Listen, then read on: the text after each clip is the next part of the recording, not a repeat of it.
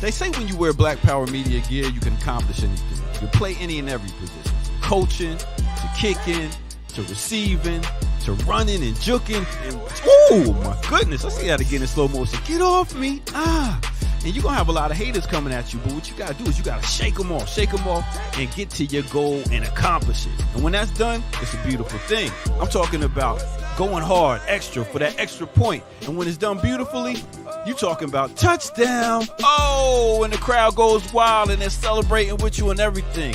Man, let's see that again. Nice. Black Power Media, baby. That's how we do it. Now go to blackpowermedia.org and get you some of that gear. Empower yourself today. Yeah.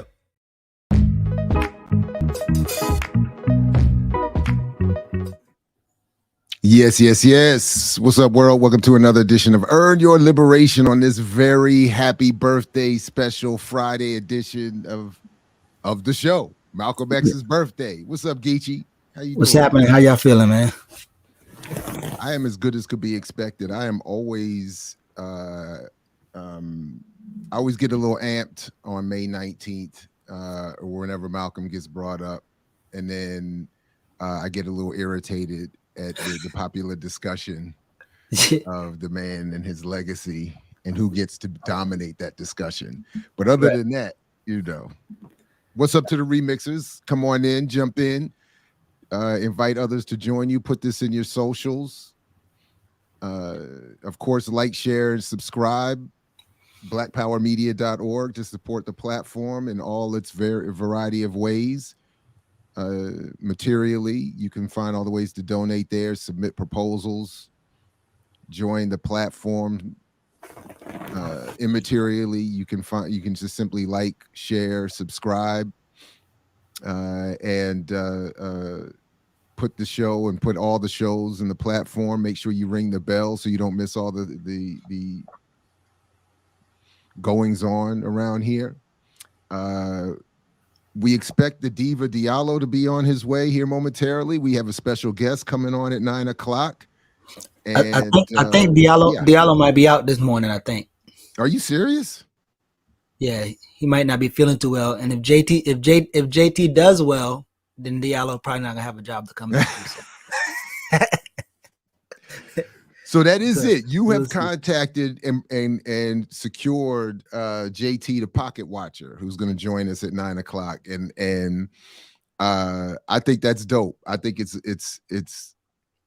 I think. Well, I didn't know Diallo was going to be here. I'm sorry to hear that. I hope he feels better. I must have missed something in the chat, but we will endeavor to proceed and hold down the fort. But yeah, if JT does well, we can go ahead and just swap them out. But I'm looking forward to what do they say? What do they say in sports? The greatest ability is availability. Right. Well, listen, man, there's so many free agents nowadays that you know, Diallo job is very much in question. So John Morant might not have a job. So he from South Carolina too, so we're gonna make sure that the brother get on. You know, how much of that? Yeah, look, John is always welcome around here. We can rap. Because I'm not gonna go at him the way I see a lot of other folks going at him. Yeah, Kwame Brown and Stephen A. Smith and everybody. You ignorant young man, ruining your life. The white man gave you this opportunity. Yeah. I came home. I'm in the States, and I came to Charleston. And then as soon as I got to the barbershop, they was telling me, because Kwame Brown and Charlemagne from here, and supposedly Kwame Brown is still going at Charlemagne, and I think Kwame is just trying to get his YouTube. At Charlemagne. Oh, because I forgot he was going at Charlemagne. I saw that he went at Ja again. But go ahead, yeah. Because Charlemagne exposed some family secrets and local stuff about the man's life, and so he's been on a vendetta ever since. And also, like, Kwame is aware of some of the dust. When the dust kick up and Charlemagne kind of get in trouble or get acknowledged, he's still kind of going after that. But the Ja Morant stuff, to me, like I've been seeing stuff float around. I see Chris Kamen's. They say Chris Kaman, one of the NBA players, after the school shooting, he's an NRA supporter or whatever. He held up the gun that killed the kids, and he got guns pointing at the screen, and he never got, suspended. And mainly because the rules say you can't have a gun on NBA premises. So unlike Gilbert Arenas and unlike Ja did the first time, supposedly, this time he's in the car by himself. So it's interesting. So no, what they don't like is the expressions of unsanctioned blackness. And I'm not gonna lie, it doesn't make me comfortable either. But I'm not thrilled with seeing young men, behaving like that, and at least the clip that I saw in the video. But the criticism or the discussion, I think, should be very different. And I don't have I'm just uncomfortable with the way I see all of these very black performative but white conservative condemnations of him and his crew. Yeah. Yes, I don't know. Yeah, he's not from the hood. He shouldn't be doing this. His boy, all of these things. I don't know anything about the young man. I just don't like the popular discussion of the behavior, and I don't like this. Just that whole. I mean, you raised a very good point, by the way. The distinction between him and Gilbert. Gilbert brought a gun onto NBA premises and pointed it at people. And wasn't there threats involved over gambling debts? I mean, something like that. I don't, Yeah, he done lost some money in spades. He was ready to click up. So, yeah. I mean, I understand, having been in a few spades games myself that have gone a few different ways. I get the initial, but that's why you gotta, that's why you gotta, keep, stay calm and leave the guns at home. No need for all that violence. Well, I don't lose in spades, so it doesn't really matter. I don't lose either, but the point is when people get beat, they get upset, they get in their feelings, and they don't necessarily like the way my style of victory. Because I'm not JB, the host that everybody knows and loves on these here BPM. I'm a little worse than some getting a chat. When it comes, so don't be on the losing end of this right here. You're gonna get your feelings hurt, and if you and like you said, if you're not confident in your personhood, then you might start reaching for some, you want to start reaching for some assistance. And it's like, nah, just take this, well, like what man said, don't take this ass personal. Yeah. But anyway. I haven't been following it a lot. I just saw some little clips, but there's supposedly JJ Redick, one of the white saviors that come into his defense. So, all of like the usual suspects. You have your Stephen A. Smith and all of them. They're gonna come with the most energy, Charles Barkley, all these other people. But at the end of the day, the U.S. is a highly gun-toting, violent nation. So I don't see much of a problem with a black man holding up a gun, as if he's a threat to society. But that is what it is.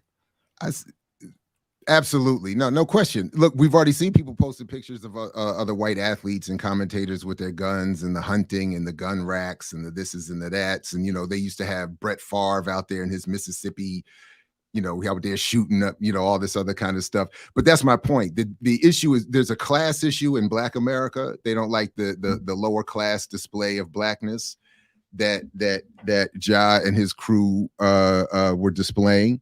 They don't like, so there's that. And then there's the obvious, just general anti-blackness discourse that a lot of black figures are performing right now, that is I'm seeing the clips.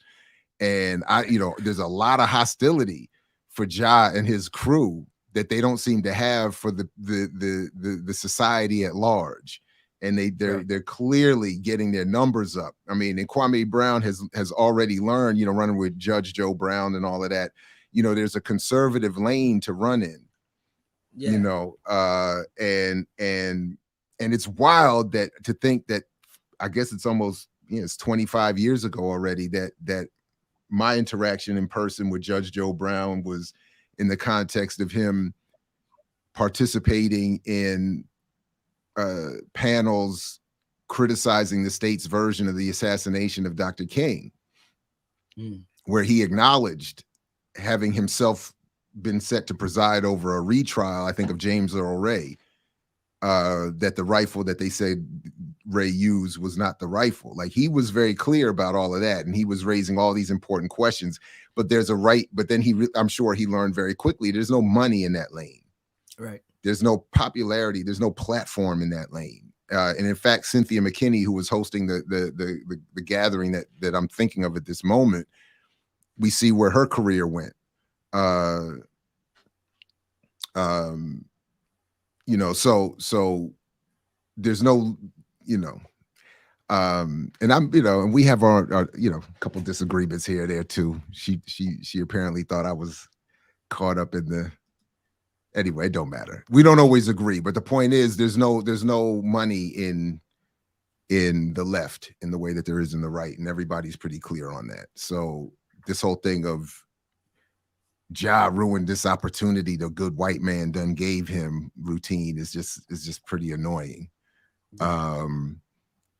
Yeah, I don't know about a legend. I mean, he's a pretty, yeah, he's a legend in black conservatism, perhaps, at this point. But you know, so Diallo gave us some news to talk about, and he ain't even here. But I just now got caught up. Well, I'm not caught up. I'm not gonna say that, but I just became aware of some of the crazy circus shit that's going on with the YSL RICO case.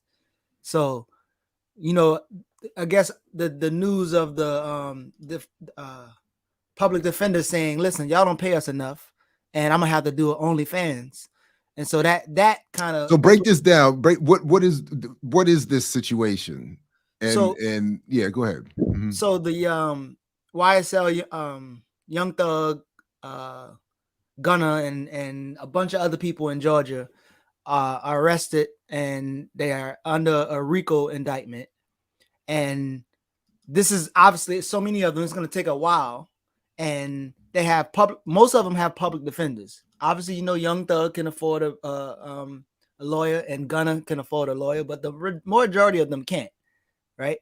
And so, because it's going to take a while, because they're still doing jury selection, which they can't, they only pay $25 a day, and somebody having to sit out for a whole year to get paid $25 a day, it's not possible. You have to be retired. But anyway, one of the public defenders was saying, like, yo, $15,000 is what they was getting for a whole year. They said, like, this is not enough, and it's like $5 or $6 an hour. I can get paid more working at Chick-fil-A. And so she said, she was like, yo, if I'm about to quit and I can start OnlyFans and make more money than this. And so once she said it, obviously it's news all over the world. They actually gave them a raise, so I think it's like 35 or something, or even 60 something thousand. Go ahead. My bad. Is this the clip? Did you want us to play this clip? The clip that Diallo sent? Yeah, that's the one. That's the one. Diallo. How long is that one? Yeah, that's 2.5 minutes. But yeah, go ahead with that one. Okay. High-profile trial of the reported members of the YSL gang in Fulton County. Court-appointed lawyers for some of the 13 defendants now officially complaining that they are not being paid enough for this time-consuming job. Our investigative reporter Andy Parati is live now at the Fulton County Courthouse downtown. And Andy, these lawyers have been in the courtroom on this case since January. Jury selection is just taking forever. Yeah, it certainly is. There was a lot of anticipation in court today because an attorney representing the state agency head tried to get the judge recused. That did not happen. What did happen is that it gave more attention to attorneys who say they are being grossly underpaid. Attorney Angela DeWilliams is one of multiple attorneys contracted by the Georgia Public Defender Council to represent defendants in the YSL trial. The council is a taxpayer-funded state agency obligated to provide attorneys to people charged with crimes who cannot afford one. DeWilliams believes the council's pay is not enough due to the complexity of the case and how long it's expected to last. To put in perspective, the state has only agreed to pay attorneys $15,000 for a murder case that could require them to attend court nearly every day for a year. So this was That's Diallo's less point than that they what don't some really have fast money food like that. workers make. They can't So afford Williams says she's attorneys. repeatedly asked to meet with the director of the Defender Council, Amateo Ali, to learn what Yeah, the what does agency is YSL doing stand to for? address the pay. When Director Ali declined, the attorney subpoenaed the director, trying to force her to answer questions about the pay in open court. Initial burden of showing you that. It is frustrating, but we were under the impression that GPDC was advocating for us. And once they put those walls up, I'm thinking maybe I need to start an OnlyFans. I'm very serious, yes. I might have to do an OnlyFans because at least I can still support my client and support me and my family. Now, if you are not familiar with OnlyFans, it's an adult website where people go to sell pictures and video of themselves. Wow. That same attorney that you just saw has now agreed to give the Defender Council 1 more week to meet with her to discuss the pay issue. The Defender Council agreed. So A hearing to learn It the used to be outcome Young of that. Slime Life. I mean, Young Stoner Life. It used to be Young Stoner Life, but I think now it's Young Slime Life. It's their little clique, right? Cause what's that dude name? Young Thug came up with this song a long time ago, I'm a Stoner, which is pretty big hit. But more craziness in the court. So you have one of the lawyers, I think it's a public defender, came with some prescription, I guess it's unmarked prescription drugs. So I think he had like Percocet or something like that, and he got arrested for that, for having drugs in court. And he gave one of his defendants some drugs or some medicine. Then you have another public defender who came to work late, and the judge said either you write a long paper or you go buy everybody lunch. So he goes to Magic City, the strip club. He went to the strip club to buy a bunch of wings.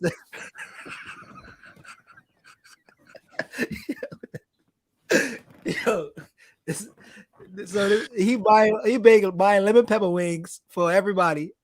He go to Magic City. So he gynocentric too, by the way. He represented for the gynocentric brothers. He went there, bought a bunch of wings from the strip club, and then brought it back to the courthouse to make sure everybody eats. So he didn't have to write a big paper. But I've been seeing so much circus type shit that it's crazy. Not to mention, again, like the jury duty is $25 a day, and this trial is a year, and they saying like nobody could sit there and take off work to do that. And then two, I think they was talking about how I can't remember. Oh yeah, like nobody can really take the case because everybody in Atlanta already know what it is, so they're gonna come in with a bias. So really, they're gonna probably end up throwing this whole shit out because it's just not something that seems like it's gonna work. Well, again, in the context of this being Malcolm X's birthday, I just will keep saying that you know, I'm not muted. You're not hearing me. There's something wrong on your end. But the what we have is you know, a continuing problem with the vacuum into which all these people can step in since Malcolm's assassination and that of others and the rest of the successes of COINTELPRO and the like. And the way that the posthumous redefinition and rebranding of Malcolm has occurred over these last several decades has led people to being wildly confused as to what it is to be in leadership. The court's top thought leader. What it means to be an organization, what it means to be in organization, what it means to be a revolutionary, what revolution means. All of these have been rebranded into a number of different things that would allow for and include ideas of wealth creation and celebrity that end up where, you know, these things end up where you really don't have the kind of money, you don't have the kind of power, you don't have the ability to impact the world in the way that power can. And instead of the hard work, and I get it because it is hard work, it's scary, it's risky, of creating a new world that Malcolm advocated, we get these alternatives, and these alternatives are not that. And so yeah, that's pretty crazy. And then this whole OnlyFans idea that everybody can just go out here and take their clothes off and get paid, as if A, that's possible, as if B, that's what we would want out of a world. This is not an advance. And this whole gig economy of selling yourself in one form or another to survive is not the solution. It's not the alternative to an actual struggle or an actual struggle. Well, I mean, I think that's one of the reasons why supposedly the court conceded and said, "Hey, we're not paying y'all enough," and so they all got a raise. So I mean, maybe the threat, the threat to show some thighs, got her a raise. Who knows? Now our group chat is full, so I'm not entirely clear there's so many things that we were set to or were considering bringing up this morning. And in my mind, it's all in the context of what we're left with absent a Malcolm X style of revolutionary leadership or organization or movement building, so it's and in a good way, it sets us up. Maybe should we prep for our 9 o'clock guest, who I know has been talking a lot lately about Jay Morrison and whatnot. Mm-hmm. I don't know. Was there any where should we go next? What I mean, I think all of it leads to him. So rather we talk about Malcolm X's birthday, the culture's top psychiatrist, or Matt Hoffa, and that actually was painful to watch. Matt Hoffa and was horrible. And Van. Yeah, I think all of it will lead. So the thing is, if we play the Matt Hoffa, then we're going to get copyright, because I have to put Math in his crew in the African litigious community category at this point, because they go hard for their, but this whole thing. So first of all, I didn't even know who this dude Van Lathan was at first. Oh, from TMZ. So yeah, so I didn't even know that. Yeah, I think Math was really trying to recreate the Kanye and Van argument about slavery being a choice. I think that was his whole purpose of this, because that's the argument he had, and he got multiple clips of it. But he's just making some of the stupidest comments. He made the comment about Harriet Tubman saying that I would have freed more if they knew they were slaves. Van said that's actually a myth that never was quoted, and he was like, "For real?"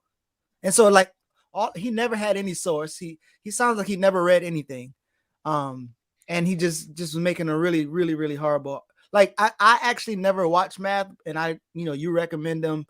I mean, you said something about him before. I used to. I haven't actually watched in a minute myself, but yeah, go ahead. But this one interview right here made me never want to even watch him ever again. This dude level of stupidity is just crazy. Just in this one clip, and I think everybody in the barbershop was, I guess, as a barbershop, everybody in the barbershop was like, "Yo, you sound stupid." But he made Van Lathan sound intelligent. At this time. So yeah, Van Lathan to me sounds like somebody who has read one or two things, but has not studied and has not involved himself in any kind of radical community. So he was just throwing things out there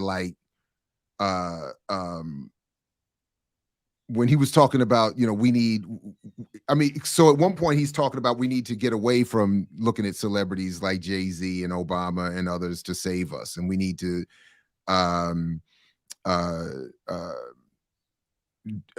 he said, I'm more concerned about talking to the people in the streets and in the community, and we need to get their knowledge base up and this, that, and the third. But but when someone mentioned Marxism, he just it was just passingly said, well, Marxism is when the government owns everything. And he was like, I'm not talking, that's not what I want, something. But what I heard was just he never really offered any substitute to that, other than we don't need celebrity to help us. We don't need Marx to help us. And then it's sort of left with, we need to get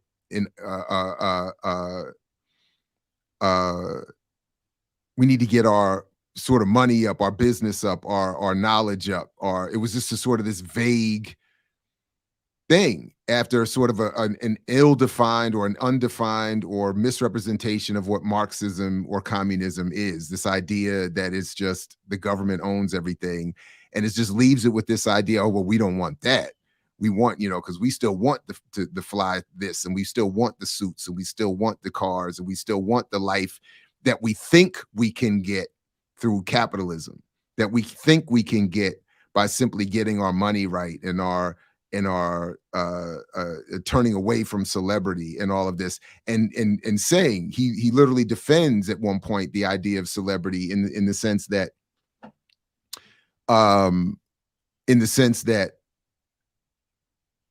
we shouldn't expect.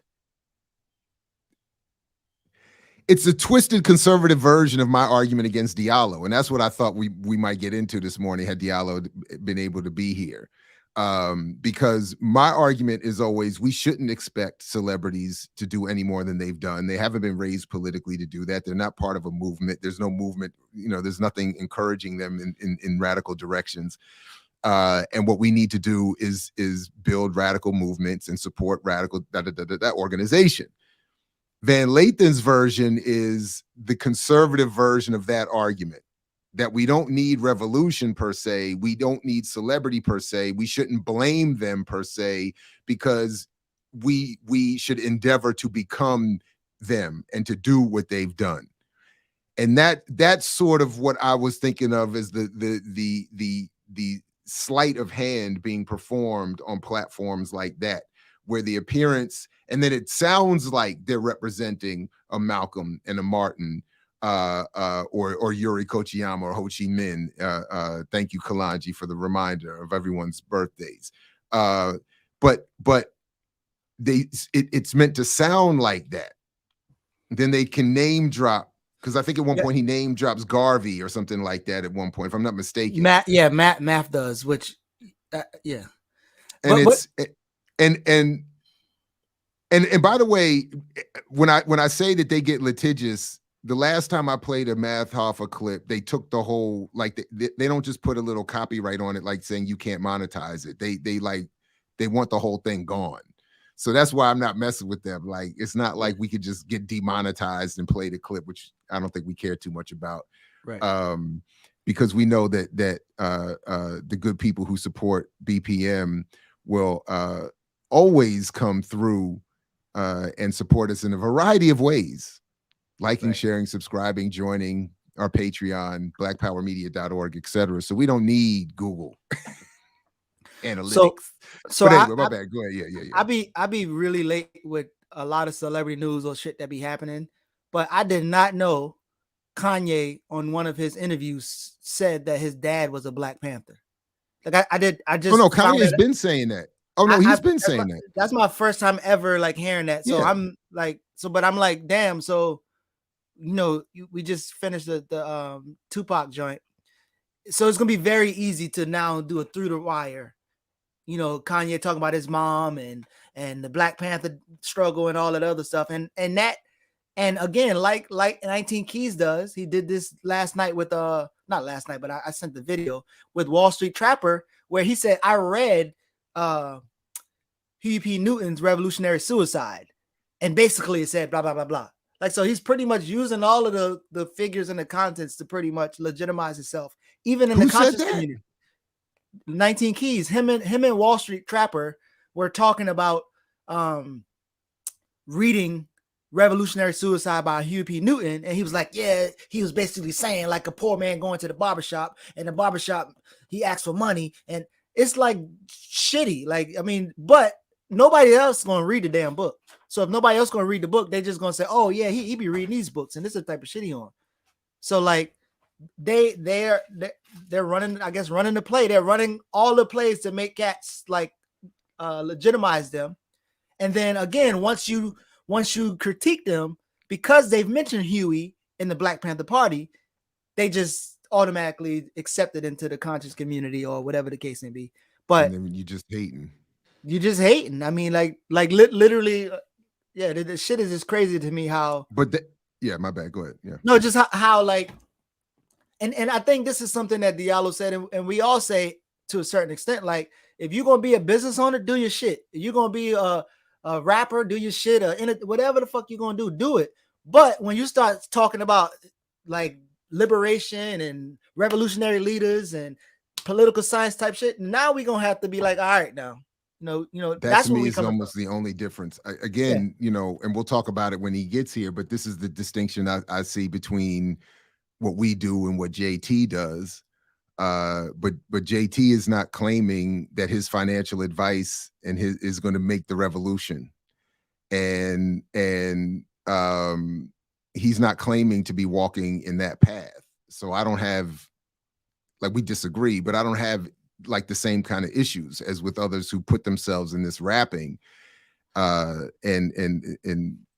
yeah, I mean, that's why I think with these discussions with Deruba around the Dear Mama series are so important, because he calls out repeatedly in that series the difference between being part of the extended networks of the Black Panther Party and actually being a member in the party and actually being in the leadership, and then actually being in the I guess the right side of the leadership. If we go back and review this, the split, and that Donald Cox book and that chapter on the split is just painful.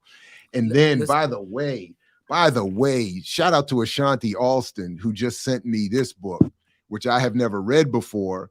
And it's going into the details of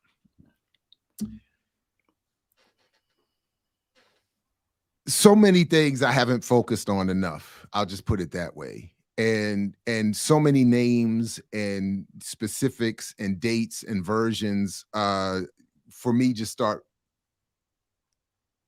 I don't know, it becomes indistinguishable and unorganizable for me. So going back and reviewing this question of just something like, and I have too much myself taken for granted, well, what actually did happen the day George was assassinated?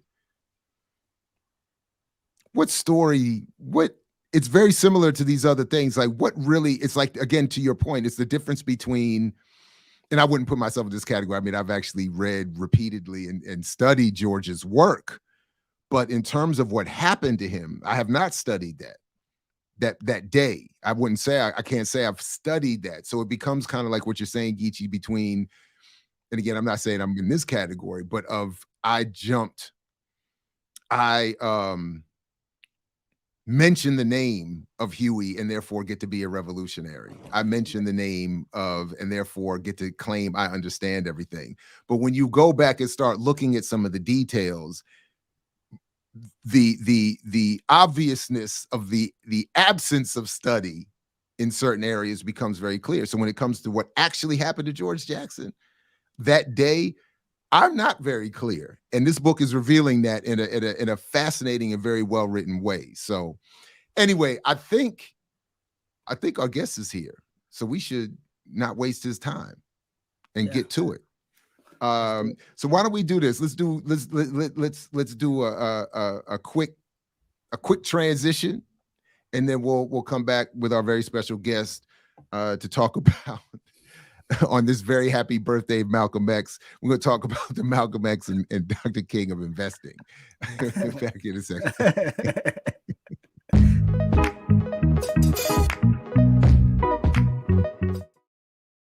All right. So before we bring up our next guest, I just want to say, Geechee, shout out to you for making this connection. Somebody I've been watching for a very long time, pretty much since the early stages of his now blossoming platform, and someone I've learned a lot from.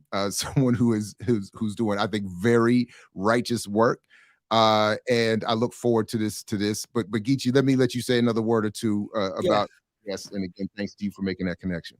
Absolutely. So I don't know if you remember, but I'm the one who probably sent you one of the first links. That makes sense. Because Asafo was on it hard. Like, I remember one time we was talking about something, and Asafo was like, "Have you saw this?" And I was like, "Nah." I looked at it, and he was like ripping Boys Walkers out, like, and so I was like, "Damn!" And then he went on Jay, and then he went on the next person. I was like, "Yo, this brother got the content." So I mean, we could bring him on. I'm probably gonna do a bad job of introducing. I'm gonna let him introduce himself. But like I said, we've used his work. I've talked about his work. I've shared his stuff. He's someone in the lane to help us have a sober response to some of the grifting, like you said, Malcolm X's and Martin Luther King's have invested. He's been able to just lay down some super content. So, and he spent important time in the DMV at Howard University. Yeah. Not at Morgan. He didn't get all the way up to Morgan, but but he spent time. We talk about Jason Thornton, JT, the Pocket Watcher, brother. Good morning. Welcome to the platform. Good to meet you. Good morning. First and foremost, thank you for the invitation, brothers. I absolutely appreciate it. And I did get, an opportunity to, watch y'all guys' content. When, reacting to some of my content was hilarious. So I just want to say thank you. And honestly, I mean, we're going to get into it, but there are a lot of similarities in what we do, in different lanes. So I'm excited to have a conversation about it. Yeah, just for the record, I did this is not, I'm not making fun or anything. I just want to say for the record that I had reached out to you at one point in an email and said the very same thing, that I think I really appreciate your work. We are in slightly different lanes politically, but to me that's far less relevant than the information you provide, because as someone, and correct me if I'm wrong, but the way I've described it is you're someone who has an expertise in the inner workings of U.S. finance and business. And you're someone who is saying, you're not, again, claiming I am leading a revolution or we're going to have a revolution. You're simply saying, look, this is my area of expertise. And if you're going to engage in business practices or banking or investing or whatever, consider dealing with some actual experts and not these YouTube, charlatans who are ripping off our people. And that to me is enough. Like that was like, to me, that's enough. Like, I don't expect, or like, I don't think we all have to be in the same political lane. So anyway, that's how I see the work that you do and why I think it's very important. And I'm glad that your platform is growing as it has been. I think that's good. It's a good sign. Yeah, I appreciate it. I mean, for background, yes, I'm a certified financial planner. For those who are unaware, certified financial planner is, the top of the line when it comes to giving people financial advice, right? You go to a CPA, a certified public accountant, top of the line when it comes to tax and accounting. That's how it is with a CFP in the investing and money management area. And my channel, Pocket Watching with JT, it started from the fact that, yes, I am a licensed financial advisor. And because we live in a social media world, I would have clients who would DM me or text me these clips, the same clips that y'all see from the same, characters that y'all see. And it would blow my mind that my clients would be asking me questions like, hey, JT, can we do this? This sounds good. Or, hey, I want to support so-and-so in my portfolio. What would that look like? And I'm sitting there like, what are you talking about? These guys have no idea what they're talking about. Most of the financial advice that they're giving is either just horrible financial advice that doesn't work in the real world, or it's criminal behavior that they're advising people to do. It's like, obviously, when you hear someone speaking, and I was, watching the show earlier, when you hear someone speaking on a subject that you brothers are clearly well-versed in, right? When you hear someone talking about reading a book that this person probably didn't really read the book, they might have read the cliff notes of it or a summary, but they're speaking to an audience who have not read the book. So they can get away with dropping a few words and making it sound as if they're so knowledgeable on the subject. But you sit back and say, this brother didn't really read the book. He doesn't really know this person. I know the theories and the concepts of this movement. He's just speaking and using the buzzwords. That's a good way to put it.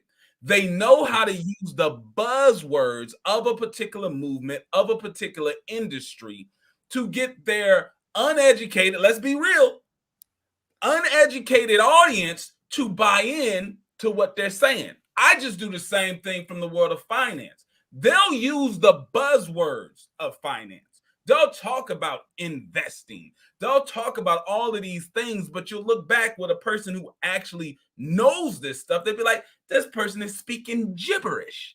They have no idea what they're talking about, but they understand one thing.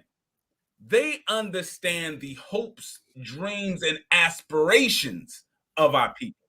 They know that. And if they can tap into the hopes, dreams, and aspirations, then they can pull you along and you can buy their online courses. You can buy their trading cards, all of this stuff, their masterminds. And we're talking about thousands of dollars. We're not talking about $100 here, $200. That's just the bait. When they get their fish on the hook, yeah, it might have been a free webinar at first or $100 at first. But when they get you on that hook and start reeling this fish in, we're talking about multiples of thousands of dollars that they will have you suckered in on. And the reason why a person stays in this funnel, because I think this is important. The reason why a person stays in this funnel is because we're dealing with what I see as affinity fraud. Okay? Affinity fraud, for those of you who are unaware, is what we talk about is when you are suckered by a con man, you're not really buying in to their industry expertise because they don't really have that. What they do have is a relationship with you, an identity relationship, meaning they come from your community, or they're in your church, they're in your organization. And the affinity, that relationship that you have with the con man, is what lowers your skepticism and it keeps you in. This is why people stay in cults. This is why people stay in multi-level marketing companies. It's because they're surrounded with a community where they feel as if they leave, then even though they know they'll probably save money, but if they leave their community. And that's what these guys have created. They've created a community that puts them in a position where now they're the ultimate authority because it's their community that they created. So tell me this, JT. The idea of financial literacy, like it's all over the place. How do you? What is it? What does it mean? And how would you define financial literacy? Great question. Financial literacy is having it doesn't take a whole lot. It's having the basic understanding of how the U.S. financial system works, but you also have to marry that with the discipline of navigating it. See, your audience, I'm pretty sure your audience, there's no one in your audience that could not tell me how to get in shape. I bet money, I can go through anyone in your audience, ask them, what does it take for me to get in shape? What does it take for me to lose weight? 99.9% would say, well, you need to eat right regularly and you need to work out regularly. If you do that, now they may add some other stuff to it, but if you do that, you'll be in good shape. And I agree. Here's the problem. That's the knowledge of how to get in shape. The discipline to actually do it is a whole different thing.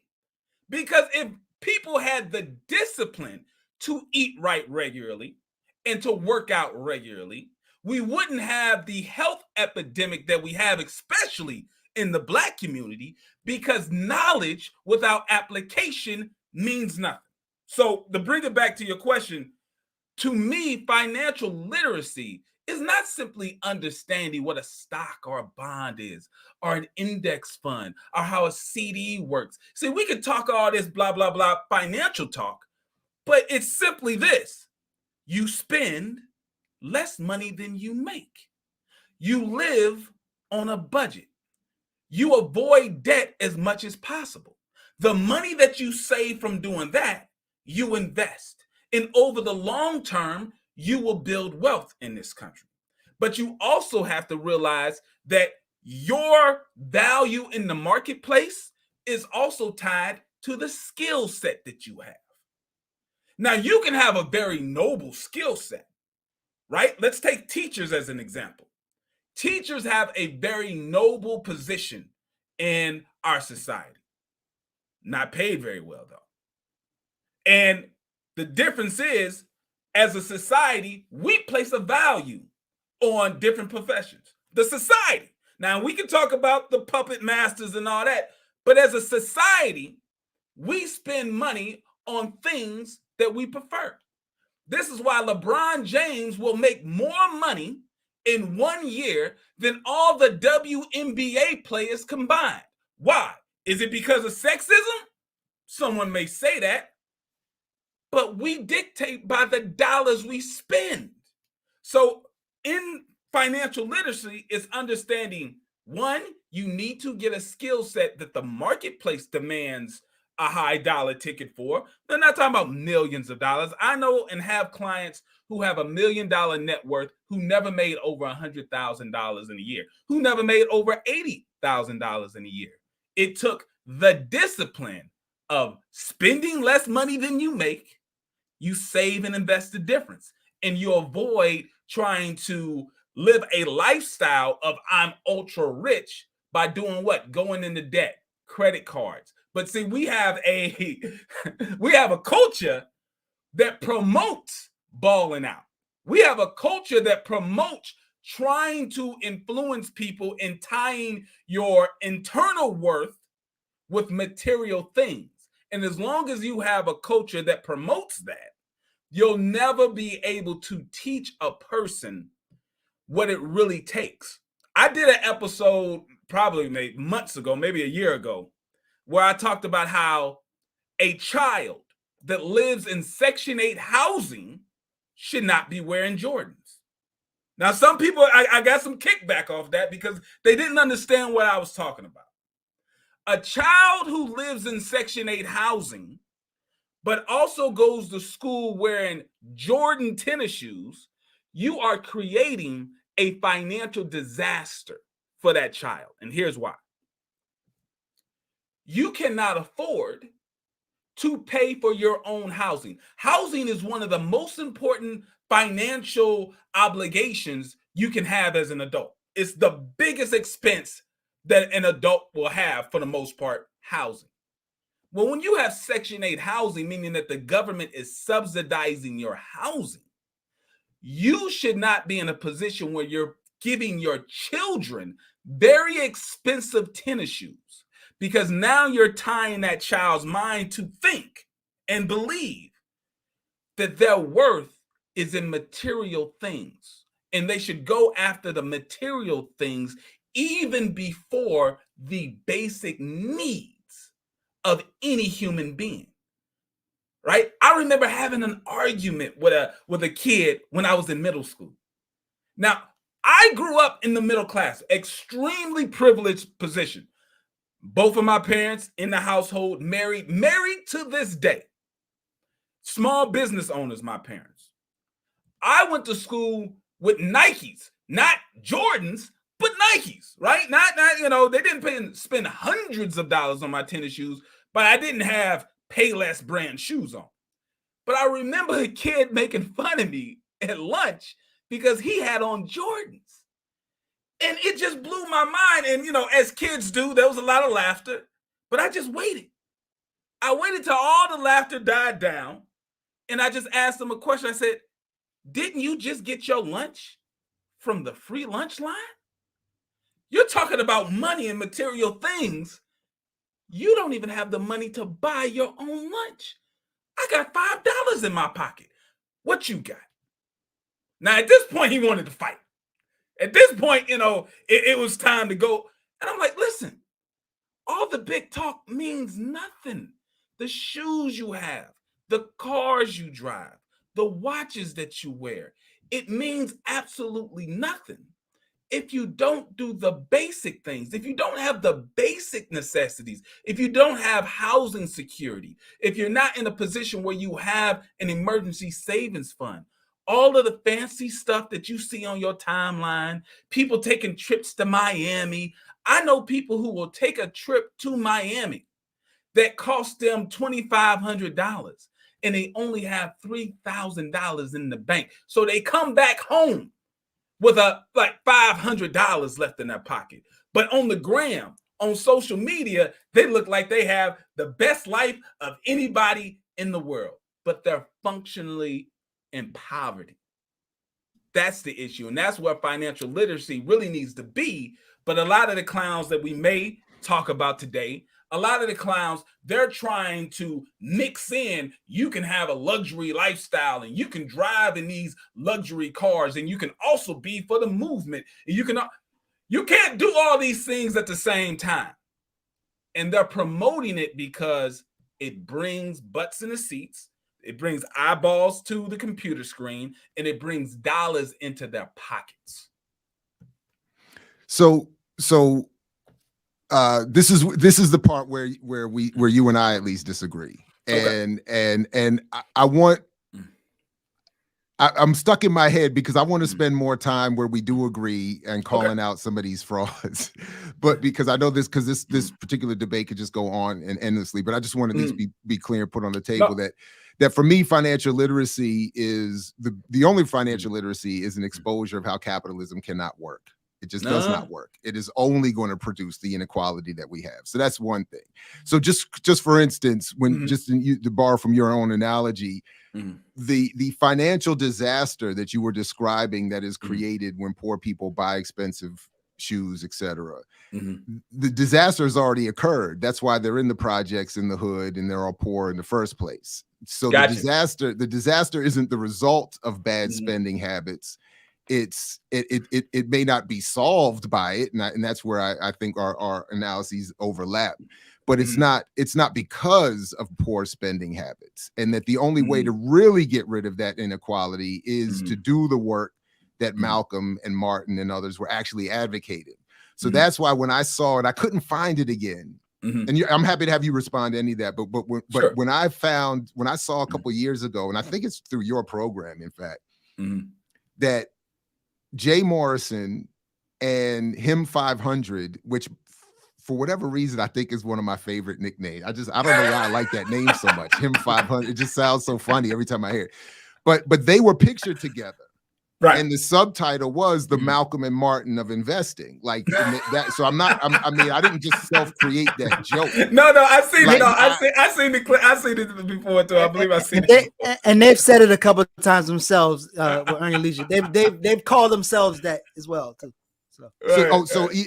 So obviously we took our name in making fun of Earn Your Leisure. That was the whole point of us taking the Earn Your Liberation name. And one of my favorite moments is something you've obviously talked a number of times about, is that and showed the clip when they rolled up on you in LA. Right. And Jason, talk to me like you said, hey, listen, I wish you had the whole, I guess that's the whole clip, but it seems like soon as you said talk to me like a man, his whole energy changed. He was like, oh well. Right. Right. But yeah, listen, I want to touch on all this. I want to go bit by bit. Yeah. All right. So I think we agree more than what you realize. So yes, the actual system of capitalism is unfair. And I agree with that. I come from a pragmatic situation of that's what we're in. And my whole education and everything is how to navigate an imperfect system. Now, when someone comes up with a better functioning system, I'm with it.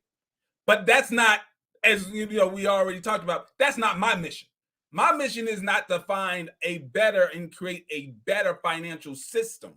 Mine is to help my clients navigate the system that we're in currently to the best possible situation. My father taught me a long time ago, if you believe that the world is fair and it should be fair to the point where it stagnates your ability to navigate in a world that is unfair, you're going to lose a lot of time and have a lot of grief in your life. You have to accept the world as it is while you attempt to change it. But if you are so frustrated that the system is unfair, you will not be able to reach your potential. It happens in sports. So I was a two-sport athlete in high school. I played football and I wrestled. I actually preferred wrestling more than football because wrestling is an individual sport. Meaning I can win my match while all my other teammates lose. And we may lose as a team, but I still won, right? I did not have to depend on someone blocking, someone catching the ball. At the end of the day, I shook my opponent's hand. If I picked him up and put him on his back for long enough, I won my match. One particular time, I felt like I was cheated. I felt as if the ref didn't notice something, and I had a conversation with my father, and he was like, at the end of the day, that loss is on your record. There's nothing. We can't turn back the hands of time. We can't do anything. But what we can do moving forward is we can highlight that issue next time before the match begins to ensure that it doesn't happen to you again. See, this is learning from past mistakes and navigating the system as you attempt to correct it. So I think we agree more on it. Is just that we're taking different angles at it. Because I'm a cheerleader for you to change the system into something that's more equitable. But I'm on the other end just saying, hey, as we're currently in this one, this is how you navigate it to reach your potential. So yes, I think I hear you. It's just sometimes you got you and your crew get into too, like, I feel like it goes too much into the lane of you're poor because you aren't following the right steps and you're listening. And sometimes you listen to these hustlers. Sometimes you're just doing ignorant stuff with your money. And I think that is where the plot gets lost. Again, also, people could do better, but that's not the cause. But anyway, go ahead. No, also, like, one of my things is I struggle with. So even in your definition of financial literacy, it's saying understanding the economics or the economy of the U.S. Right. And I think understanding it is one thing, and then you look at a political science lens and saying most of the financial literacy people I know, whenever you talk about the economy and history and stuff, like, they get uncomfortable because they don't have that awareness. They just really talk about like what to do inside of it, and they never really think about, like, yo, in order to build wealth, that means that somebody has to be exploited, and it has to be poor people, right? In order to build wealth, like the people who came to this country, they didn't learn financial literacy. They took shit, right? Yeah. And then they have public policy to defend it and build wealth. And like some of the people you're calling out, most of the people who build wealth commit some type of fraud as well. So, like, I think the path to wealth we would disagree on, but also, like, the fact that even wanting wealth is something else that we would probably disagree on. But yeah. I mean, there's an obscene level of what wealth should be, right? I use the example. And I don't know how far I can go on your show, but I use the example of porn addicts. All right, so follow me. This is somewhat abstract, but follow me.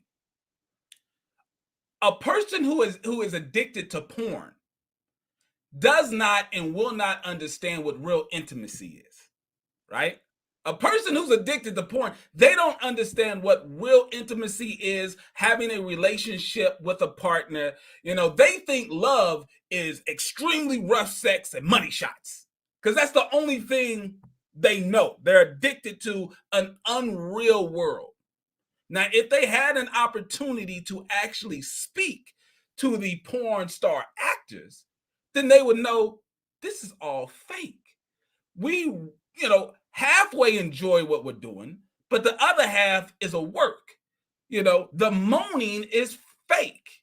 The women will tell you many of the times it's painful and they're not enjoying it, even though on camera they will make it seem as if they're enjoying it. That's American wealth in an analogy. See, a lot of the people who you see and you watch talking to the audience who are living the lifestyle, the American wealth lifestyle that you want to have, they're like porn star actors. They don't really enjoy the lifestyle that they are presenting to you. And if you ever attempt to get to that level, you'll find out that it's fake. You'll find out that these people who look like they're extremely wealthy, they're actually deep in debt. They live paycheck to paycheck, even though their paycheck may be $180,000 for, 2 or 3 months. They still live paycheck to paycheck. They cannot actually live up to the hype. So, yes, I do not believe people have the proper understanding. When I say wealth, it's different from what they probably imagine in their mind. When I say wealth, I'm talking about financial security, meaning they do not have, or they're not in a financial situation where they're worried about paying their bills. You make more money than you spend and you live within a budget, that can be considered wealth, because there's people who have much better toys than me. They drive much more expensive cars. They have more expensive watches. They wear more expensive clothes, but they don't have the peace of mind that I have, because it's been, I want to say, almost a decade since I've ever had to scratch my head and wonder how I'm going to pay a bill. But that's because my bills are not ridiculous. I spend less than I make. Right on. So you. No, I was about to say you. I just had to say very quickly, because I need to cleanse this space, because my relationship to porn is much like wealth. I don't have any, never seen it, don't know nothing about it, so I don't know anything. This guy. Geechee, stop pushing buttons like that. I'm just go ahead, man. Go ahead. So obviously you the work that you're doing. Mm-hmm. As they say in the streets, you fucking up somebody's bag, right? So earn your leisure, you messing up their bag.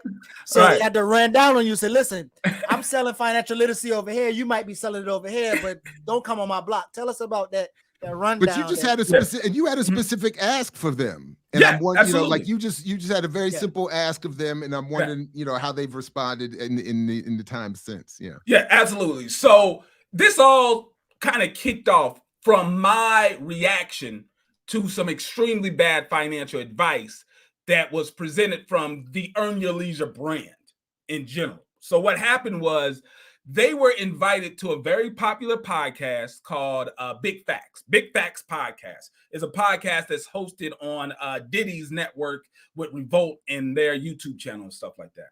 Now, Earn Your Leisure, Troy and Rashad was invited to this interview, but they didn't come alone.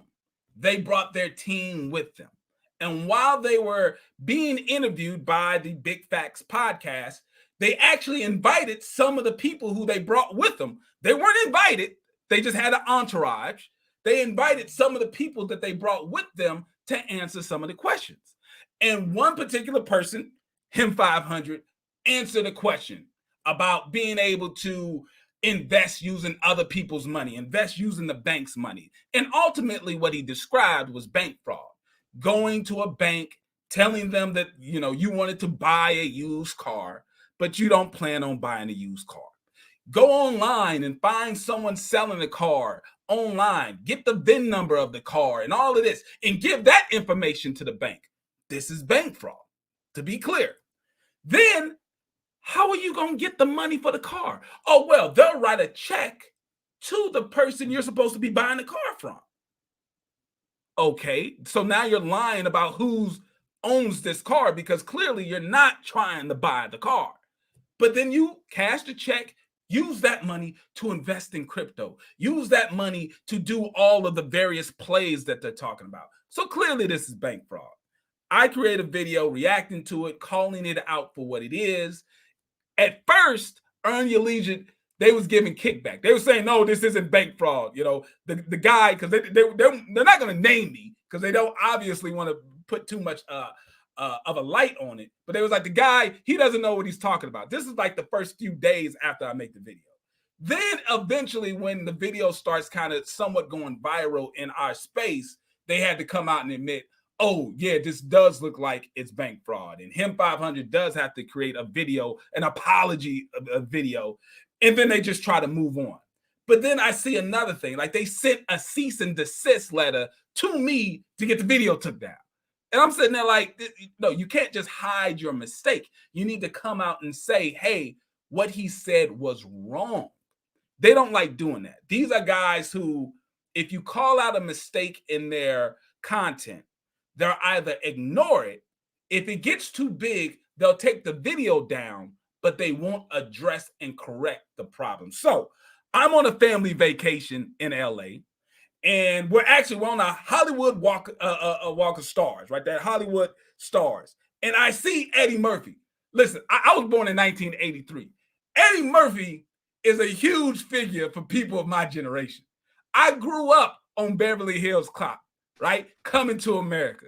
So I'm down like with my wife and we're like looking at Eddie Murphy's star.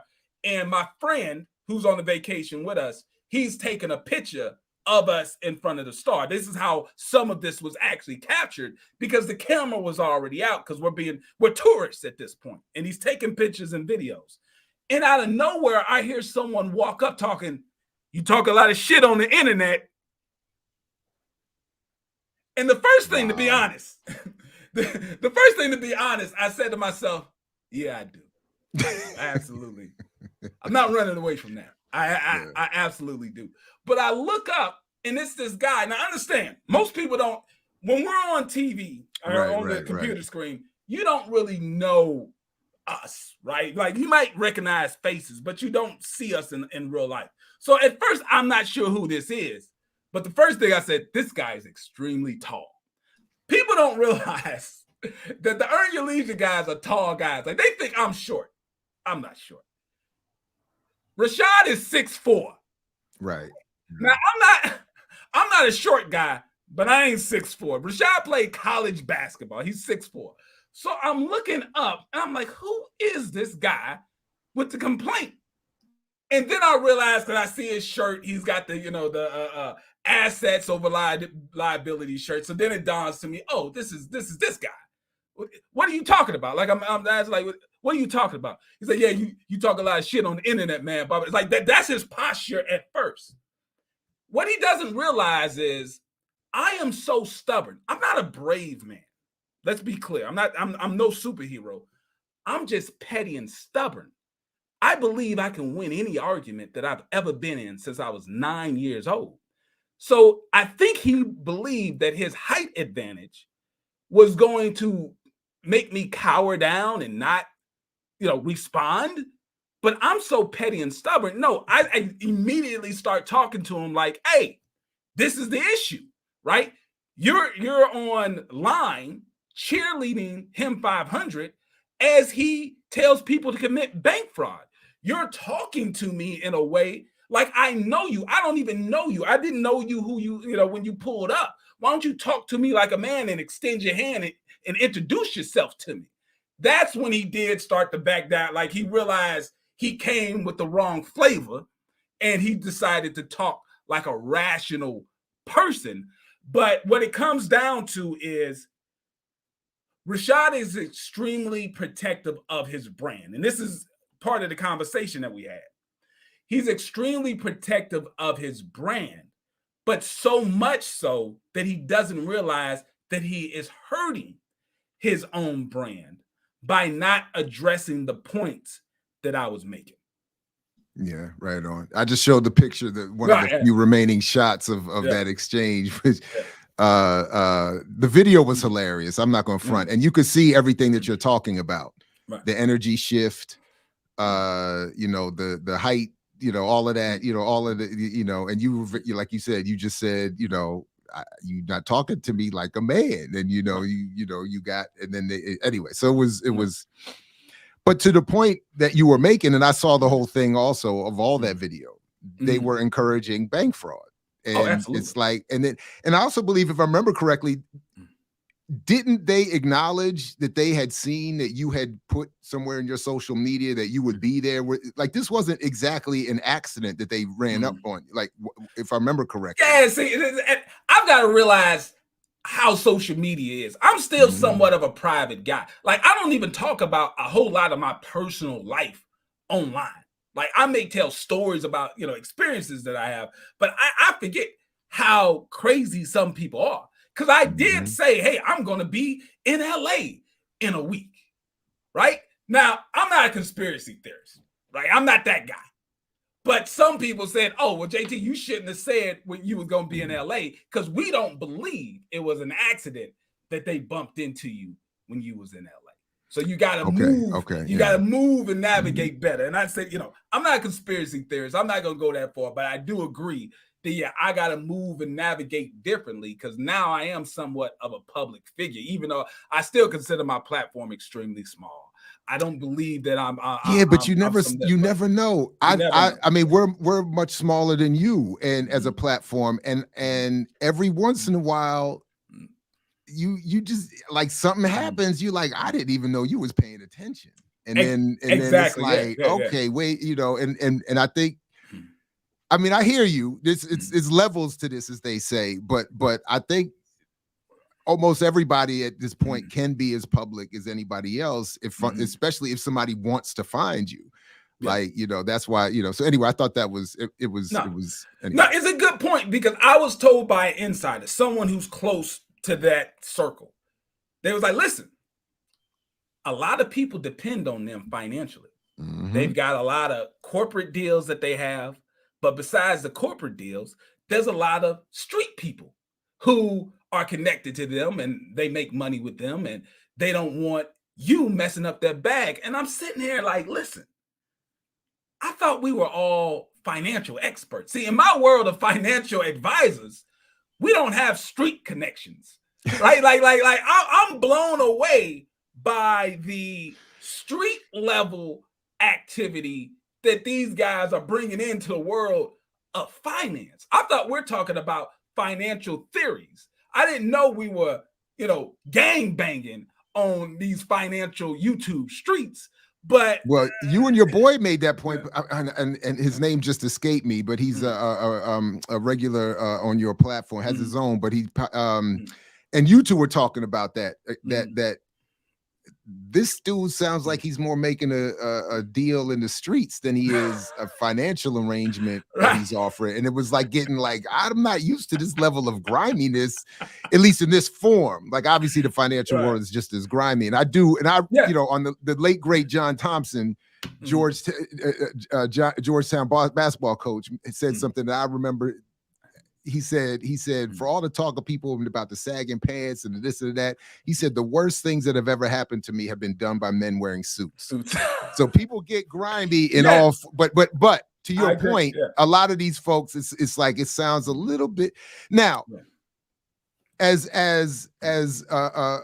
you know, just a humble PhD in academic myself. Similarly, I'm not used to that level of griminess in academia, though.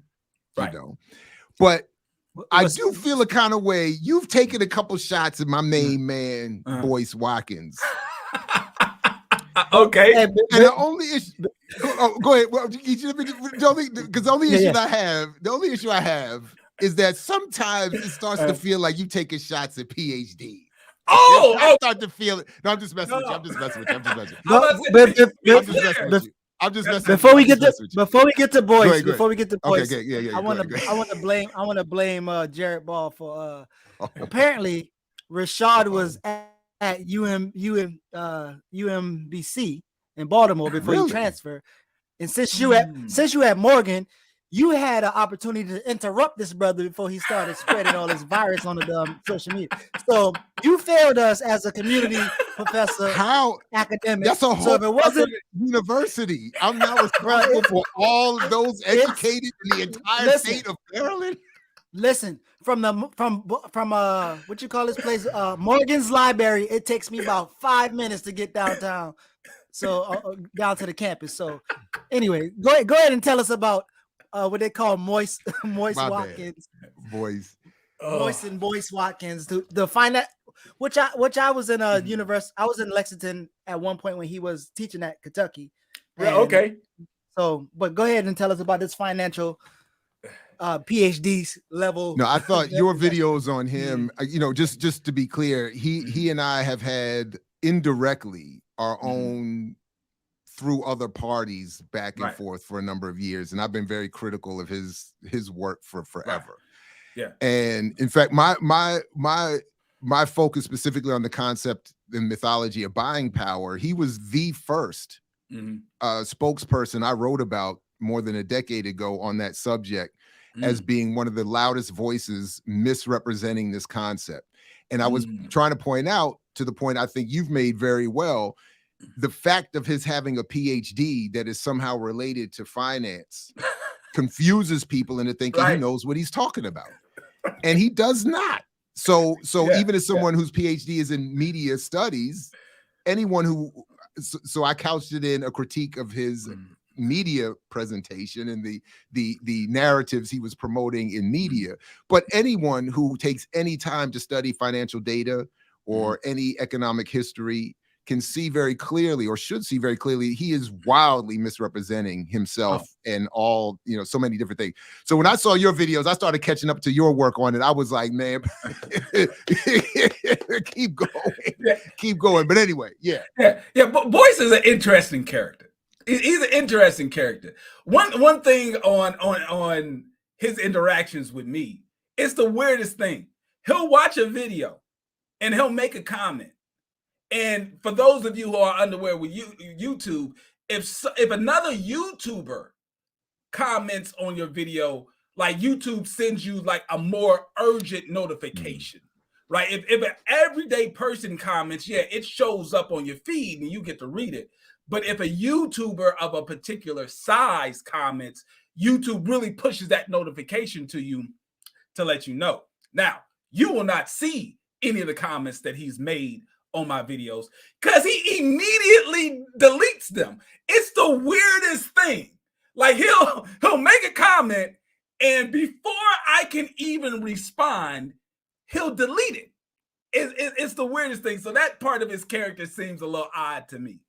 But to get the Boyce. So Boyce, he's another person who I would believe fits into the world of kind of fake it till you make it.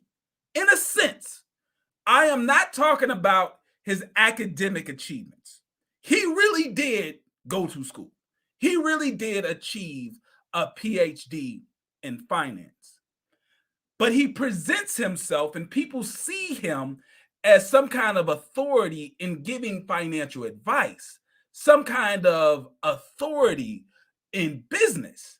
This is a man who never created a successful business until he was online, right? This is a man who also never actually engaged in the industry of finance and giving people financial advice, being responsible for helping a Black family, because I have helped several Black families because a majority of my clients are Black. Helping and navigating a Black family into building wealth. He's never done that. He went to school, he graduated, and then he immediately went into academia teaching finance. And it's like, first time I saw him, he was Bill O'Reilly's punching bag. Like I can go back that far. That's when I first met online, right? On TV and in media, Boyce Watkins. He was just a punching bag for Bill O'Reilly.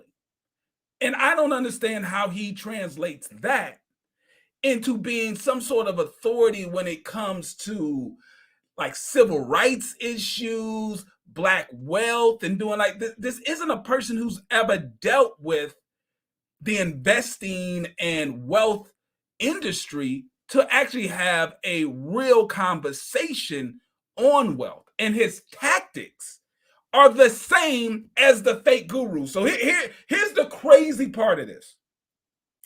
A man who does have the academic chops of having a PhD in finance, he uses the same exact online gimmicks of all the other fake gurus who never been to school and studied the subject, definitely never been licensed financial advisors, but he uses the same tactics and he tries to tie in not into his academic knowledge, he tries to tie his audience into Black trauma, right? When the man talked about how the Black community gave Popeye's chicken so much money, it goes to show you he does not know what he's talking about. For those of you who don't know the storyline, Boyce Watkins is complaining about all the money that the Black community gave to Popeye's chicken during the chicken sandwich wars that happened not too long ago. We didn't literally give Popeyes that much money. What happened was, as we do as a community, we can make things go viral. We can make things become popular. And there was an article that came out that talked about how much free publicity Popeye's chickens got from the Black community, and how much, like, what would it have cost if Popeyes actually had to pay for the advertising? He related that to actual real dollars. Like, we really gave them that much in money. And his complaint, in the way he translates that, is, why don't we support Black companies with our dollars in the same way that we supported Popeye's chicken? And it just goes to show you that the man speaks on topics that he does not understand, but he knows the buzzwords. He knows the trigger words for his audience to get them to either tune in, buy his courses, get his coaching and all of this stuff. Like, I don't understand how a man can claim he has like a Black millionaire school, business school and stuff. Where are your students? Where are the graduates? Where are all these people who are better off financially because they took on your knowledge? They took on your courses. I don't believe they exist. He's a talking head that the information, his mission statement, his motto, his credo, the things that he's trying to present to his community have no results that we can see, no tangible results, but he will always be there to hop on whatever is trending in the culture to monetize it. That's it. He's talking about Lizzo, a music artist who, okay, yeah, she's overweight. She's an overweight music artist, but you have to give her her talent, right? Why is he talking about Lizzo? Why is he talking about all of these things? It's because that's what interests his audience. And as long as he can keep his audience tied into whatever BS that he's trying to communicate, then he's going to be rewarded monetarily. The issue that we have with a lot of these guys is that my father taught me, and I always reference my father because that's just my upbringing. He said, pay close attention to the personal relationships of a man. Because while he can go out into the world and he can, shake your hand, clap your back, he can look like he's the greatest father to the community. He can look like he's the greatest husband to the community. Pay close attention to his real relationships, because if he dogs out his real relationships, the people that he knows, then you don't have a hope of having a fair and honest relationship. Well, look at his relationships. The many people that he's brought onto his platform that he's partnered with, he's always falling out with people, and they have complaints about his business practices and his character. If a person can't keep strong relationships with people that they actually know and interact with, everything that you see in public is a fake. It's all a show, because a person is going to be true and honest when they're reserved and when the camera's off. When the camera's on, you're getting a performance. When the camera's off, that's the real person. So Jay, we about to wrap up in a few. But so one of the things that we would definitely want to send you is or introduce you to is one of Jared's books. He has a second edition coming out, but the myth and propaganda of Black buying power. And mainly because the idea of financial literacy normally comes wrapped in this idea of Black folks have all this money to spend and they miss spending it. And so we definitely want to send you that. But this last question for me. There's I appreciate the commercial, by the way, the promo. I didn't, but but we definitely want to. I want you to check that out and then I'm with it. Get back with us. Yeah. But so one of the questions, the last question I have is all their names. There's Aristotle the genius. This is all these people. Tony the Closer.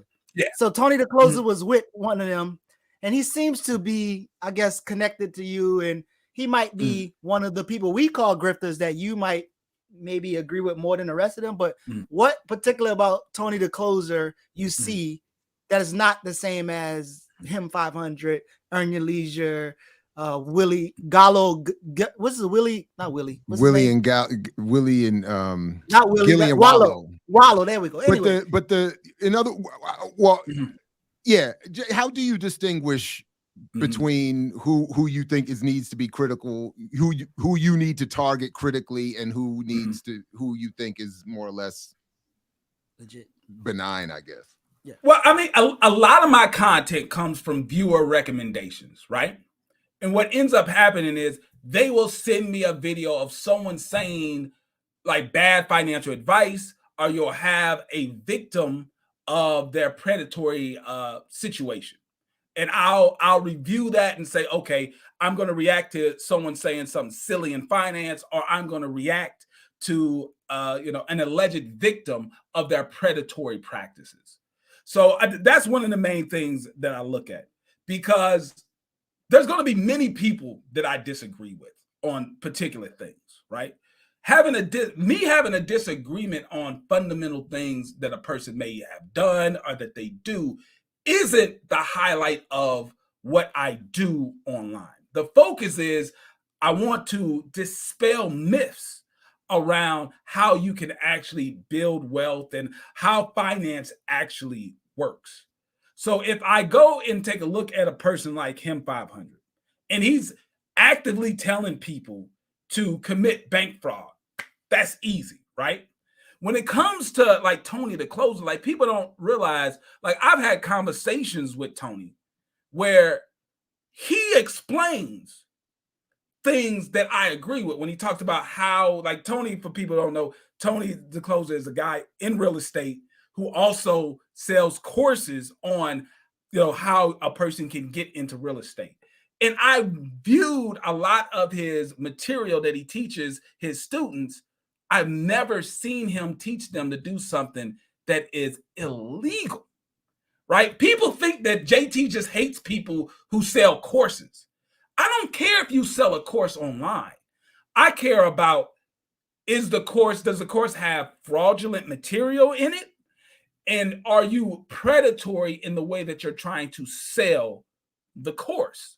So there's many people that I could probably pull up and I can pick apart and be petty on my differences with. There's many, but I reserve, because once again, I'm not a full-time YouTuber. I actually have a day job. I have a full practice that I do. That's what I do, in my everyday life.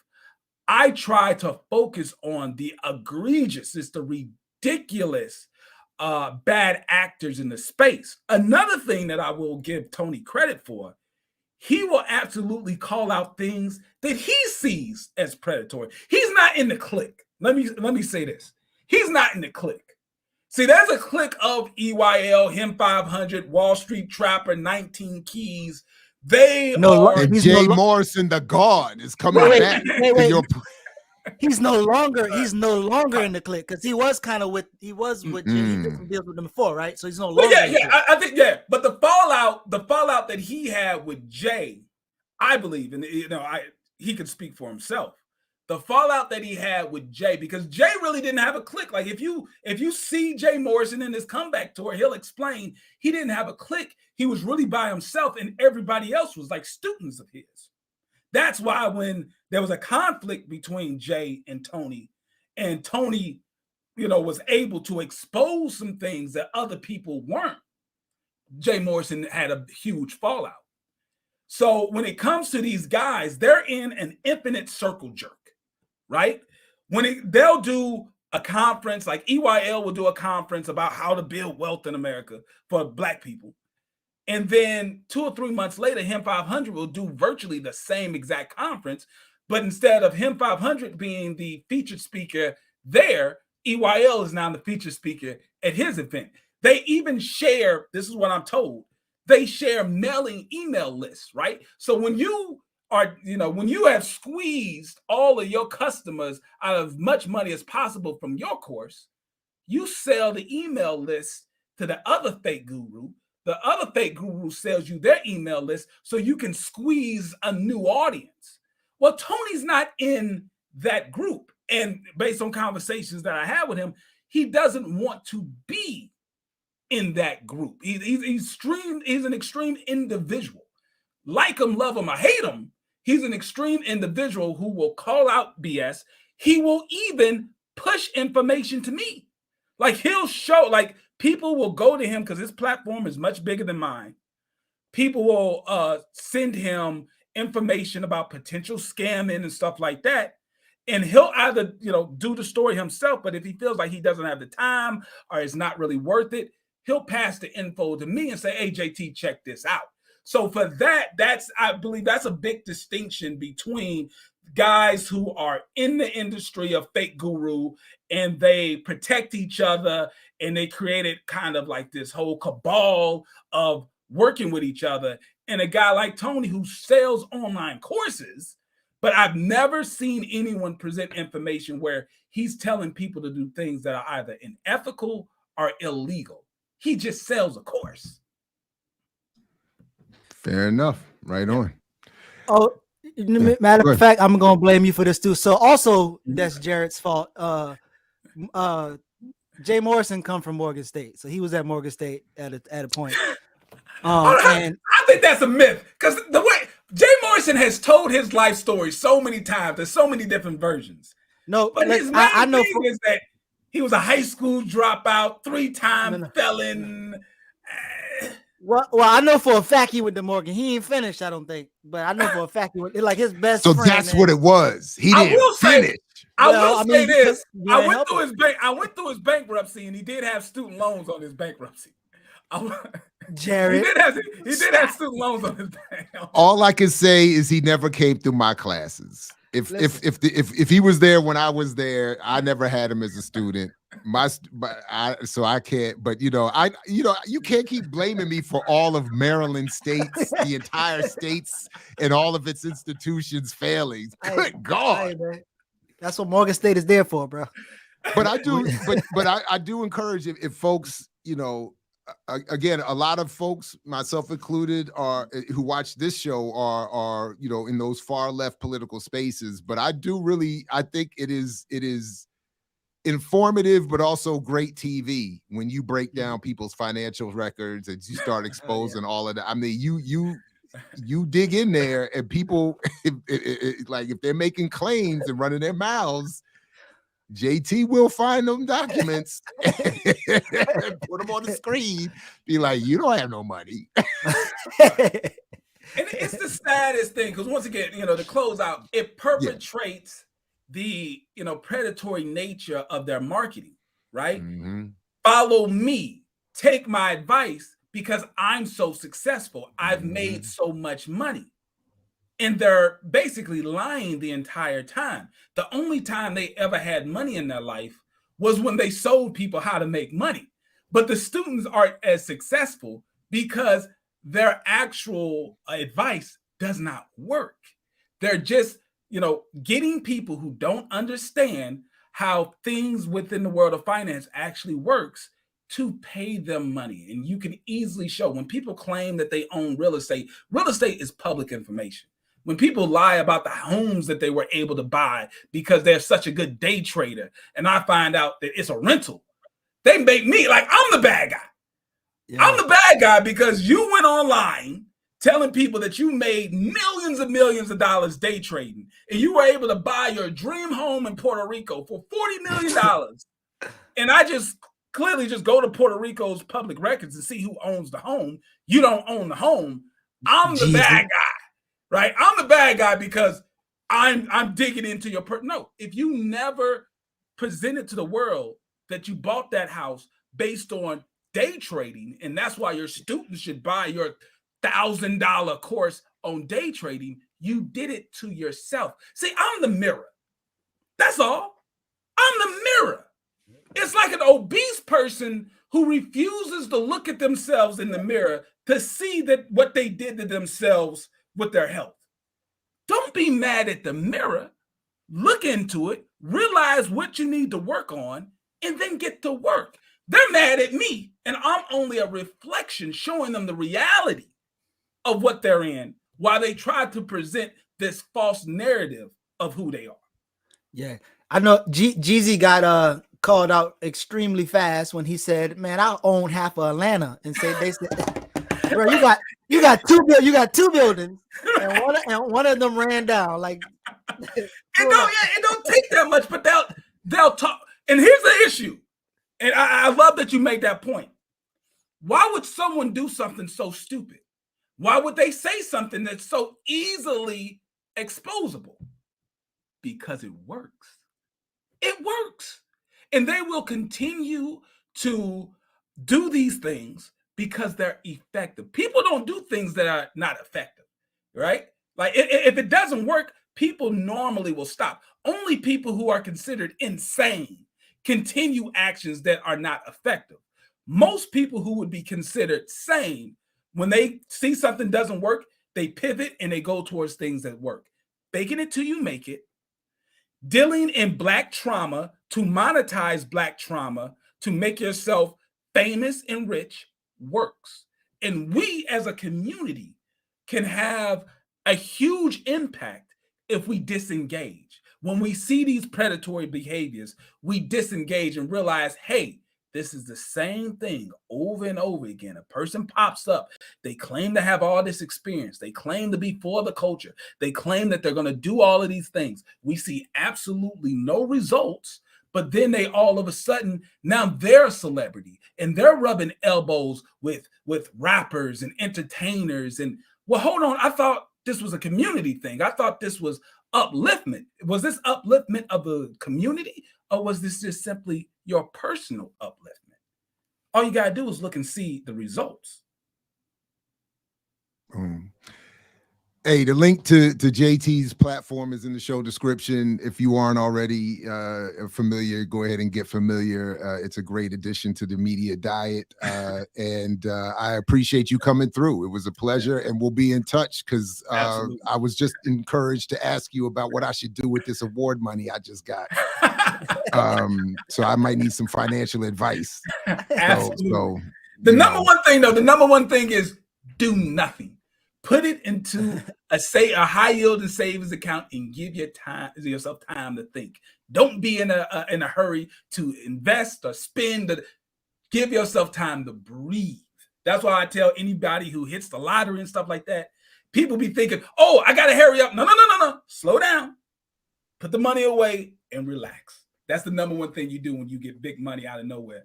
Put it up, relax, give yourself time to think before you start getting your shaky hands and start spending that money. Wow. Yeah. Leave it right there. Appreciate you, JT. Thanks for coming through, man. Good luck with everything. Peace, man. Take care. Hey, Gigi, appreciate you setting that up, man. That was fun. I enjoyed that. A little change up. And plus we got some free financial advice to boot. You know what I mean? From long money JT. That's what they call him. They call him long money JT. It's a win-win. Also in the show description, by the way, is a link to the sort of the I Mix What I Like Malcolm X catalog. So all jokes aside, we took a little bit of a sort of a deviating path to Malcolm, so to speak, today. But we have a whole bunch, really a day's worth, more than a day's worth of content if you wanted to just keep it going, of all the discussions of Malcolm, work about Malcolm, claims about Malcolm, analyses about Malcolm, people who knew and worked with Malcolm, all kinds of stuff. And it's a perfect way of filling in any gaps that you might have as we wait for a lot of good stuff coming up on the platform here just today. Just later today, we already have RSTV got a number of things happening at 4 o'clock, 8 o'clock, all either directly or easily relatable to our commemoration of Malcolm. And then don't forget, tomorrow we coming back with Dr. Burrows to talk about this Do Not Breathe the Air film. That film is a mess. And then Warrior Class tomorrow. I don't know if we're getting to Sundays this week. And then Kamau is coming through. He's going to be on I Mix What I Like to talk about Cop City next week. So a lot of good stuff. So make sure you got the bell and everything rung and all of that. But anyway, Geechee, what else you got, man? Big. Oh, you know what? I didn't know that. Thanks for the heads up. Yeah. I think Jupiter said something about Haitian Flag Day. Haitian Flag Day. I know Black Alliance for Peace was doing their thing down in DC yesterday. I'm sure they have a lot of content about that as well. Yeah. So just yeah, go ahead. I don't know if there's anything else I wanted to get to, but go ahead. Yeah. I mean, let's just finish with, I guess, some light Malcolm, as we know that there's a couple things that's happening. That's always happening. Yeah, you like, should, Coco. My bad. Sorry, go ahead. They're trying to re-energize our ideas and thoughts about Malcolm. You have people, a municipal day in Boston, which I could talk about in a second, that they're trying to do for Malcolm. But what would be some things that you would probably leave? And I know we did this last year on the show, but what would you encourage people to know about Malcolm or think about Malcolm in this time, as opposed to all of the bullshit that they're going to get? So what are some things that you probably would share that people should take away or look into? I mean, the simple is, I mean, just as he was very clear and plain about, he wanted a revolution. He was constantly saying that. He was constantly arguing what a revolution meant, that it was bloody, that it was often violent, that it was a complete change, that it required commitment that most of us, myself included, have not exhibited a desire for. He was an advocate of radical pan-Africanism, of anti-colonialism, anti-capitalist ideas and thoughts. He was, I think it's pretty easy for me to say and clear to me that he was a socialist, in the sense that, as Kwame Ture has said, there's only two ways of having an economy: either the private ownership of wealth and in the wealth of the processes of the means of production and the wealth created, or a public community owned situation. And Malcolm was clearly in the latter. So whatever the ism you want to call it, he was an anti-capitalist. He wanted redistribution and end of exploitation. He was not about symbol. He was not about let's have a day to commemorate a name. He was not about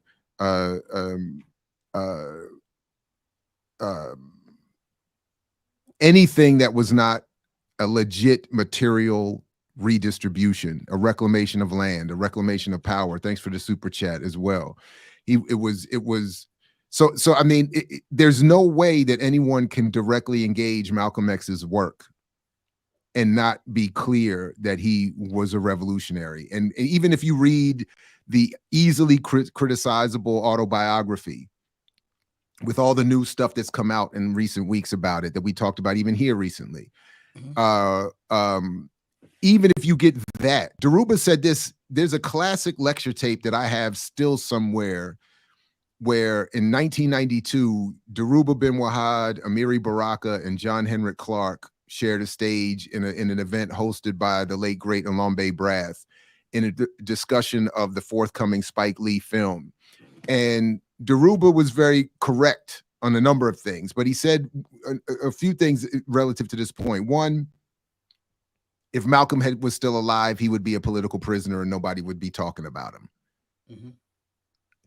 And another is that there is no distillation of the man and his image that can be considered accurate and not concluding in a desire for revolution. So if people are watching movies, reading books, and not fully becoming committed to revolution, they have not engaged an actual legitimate document or product that claims to be about the subject, if Malcolm is the claim. So in other words, read his work as his own words, listen to his speeches, they're all over YouTube.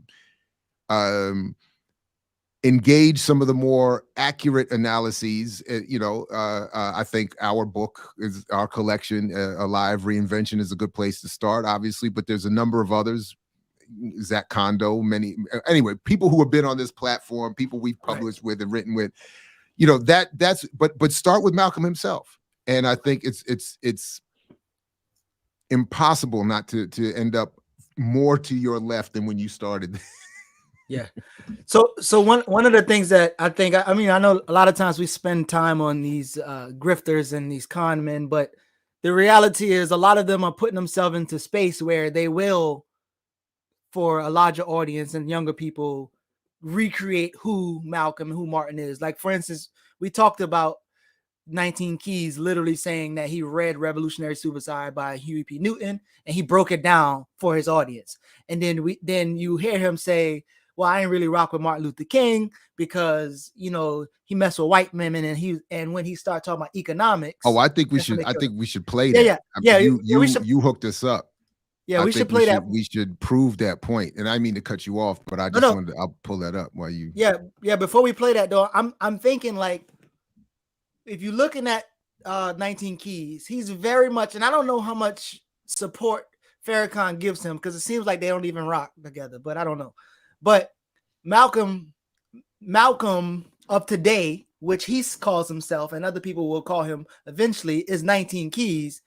But again, when I look at Malcolm and I look at the things that I've studied his later life and how he quotes Kwame Nkrumah, seek ye first the political kingdom, right? So focus on political power, African-centered political science, which he called for a bunch of young political science students to study the conditions of African people and create a solution based off of that. He called for political sophistication, organizing, and some things that he struggled with, especially early on in his life with economics. So I would love for people to study where he struggled at and where he was arriving right before he died. Same thing I do with like Amos Wilson. Like, it's good to celebrate the things that they did well, but I like to like look at the things that they struggle with and see the struggles that they have and how we could kind of build off of where they fell off at. But again, when you look at a Malcolm, especially on these platforms, the channel, we see the political Malcolm, the revolutionary Malcolm, whatever. But I'm sometimes afraid to admit and acknowledge that the people with much larger platforms having more influence on other people who know about Malcolm. So it's easy to make a movie and easy to make these shows, right? Bumpy Johnson show. And it's easy to do that and have people emotionally connected to that image of our revolutionaries. And again, some people like this is our biggest culprit for it. But go ahead. The court's top thought leader. Not the one that we desired or needed. You understand me? Of course, nah. At the end of the day, I'm a thought leader. You understand me? An influencer just means that you have influence over people's mind, right? It's not a the bad court's thing. top if thought you leader. Are an influencer means that you influential. You understand me? I think that people get caught up in these terms and these words of an influencer is a leader. That's all that means. Don't get caught up in terms and words because they were given. But listen, I ain't got no issue with the brother. The brother is gone. It's 60 years past his death, and I wasn't there during that time, and I wasn't there to live his life. But the people that I want to get focused to is you, that's on the other side of this, that have the ability to listen, and have the ability to do something still for yourself. You understand me? I don't really know what good Martin Luther King did, and I'm not here to argue against for or, you understand me, whatever it may be, because at the end of the day, he probably should have just stopped right there, right? I didn't know. I don't know. We had more ownership during the time he was alive than we do now. Wow. Every influencer is a leader. Just because you're not a good leader don't mean you're not a leader. Because if you have followers and you on social media, you a leader. Everybody that follows you, you leading them. Subconsciously, consciously, unconsciously. Just want you to think about that for a second. Everybody on social media is a leader. There's somebody that's following you. Follow what you post. You understand me? Follow your thought process. They tapped in and they locked in with you. Don't get caught up in these words. Don't get caught up in these terms. We have more leaders now than at any other point in time in history. Caught up in these words. We have more people with a voice than any other time in history. Now, do I think we got too many people with platforms? Yes, because it doesn't allow one narrative. Message. See, it was a time when we picked the greatest of us to represent us. Now, everybody got a voice to influence everybody. Including you. And then a person can go viral and it gives them more attention to have a greater voice, regardless if they're good or bad for society. Including you. So we living in a dangerous time because people don't know how to pay attention. We agree on One that. person could have told you 100% what was good for your life. You slide down, you look in the comments, hear somebody talking shit about it. Now you confused. You don't know what to think. Damn, should I still follow that? I thought this was good for me. So we got to be careful because what is leadership anymore? What does it mean to be a Black revolutionary? What does it mean to be an MLK or Martin Luther King? An MLK or Martin Luther King. Eldridge Cleaver. What does it mean to be a Marcus Garvey, a Noble Drew Ali?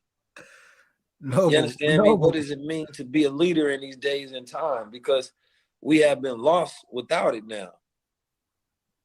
We have been lost without anybody to bring us out the darkness and pull you into the light. But we're not truly lost, because at the end of the day, we have many people who are good guides, but they are in competition with people who are bad ones. See, the person that can give you the right direction, imagine this, you go down the street, it's a person you start for directions, like, yo, how do I get here? What is we doing? Directions. Then you get down to black, it's another person say, yo, I got better directions. And they put you in another direction. Then you get down to black, there's another person, man, don't listen to their directions. I can put you even a better one.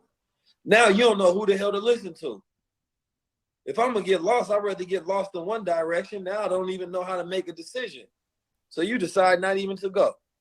Wait, what? That's Did you go to the 3-minute mark when he was talking about Martin Luther King? He said I don't really rock with him because that's the 3-minute mark. Oh shit, we missed it. We were way past. I mean, we were. It started at the we were way past it. Yeah. But yeah, the dude said Martin Luther King got killed because he started focus on economics, and but he messed up with integration because he was into white women and blah blah blah blah. The dude is just destructible and horrible. Yeah, go ahead. I mean, he said he didn't know anything about Dr. King, but go ahead. Yeah. Yeah, but that's actually what they normally say. That's what Matt Hoffa was saying. Like, Van asked him for a source. He's like, I don't know. I ain't never read it. It's like, oh, so why are you even saying it? But one of the things, one of my homies he's from Boston, and ironically, I didn't even know he was going to be. Well, I didn't know he was talking about Malcolm, but it just made me think of him spending time there.